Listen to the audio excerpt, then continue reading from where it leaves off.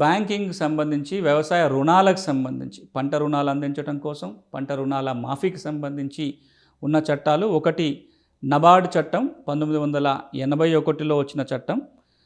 మరొకటి బ్యాంకింగ్కు సంబంధించి నిజాం పరిపాలన కాలంలో వ్యవసాయ రుణాల మాఫీ చేయటం కోసం తీసుకొచ్చిన డెట్ రిలీఫ్ యాక్ట్.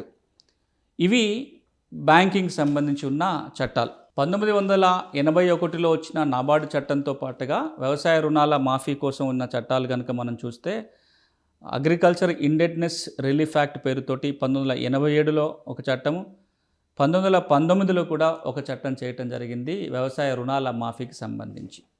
ఇక వ్యవసాయ ఉత్పత్తుల కొనుగోలు కోసం ఏర్పాటు చేసిన ఏదైతే ఫుడ్ కార్పొరేషన్ ఆఫ్ ఇండియా ఉందో, ఫుడ్ కార్పొరేషన్ ఇండియాకి సంబంధించిన ఒక చట్టం ఉంది. ఆర్గానిక్ వ్యవసాయం విషయానికి వచ్చినట్లయితే ఆర్గానిక్ వ్యవసాయానికి సంబంధించిన నియమాలు కూడా ఉన్నాయి. Organic farming rules, marketing rules సంబంధించి కూడా చట్టాలు చేయటం జరిగింది.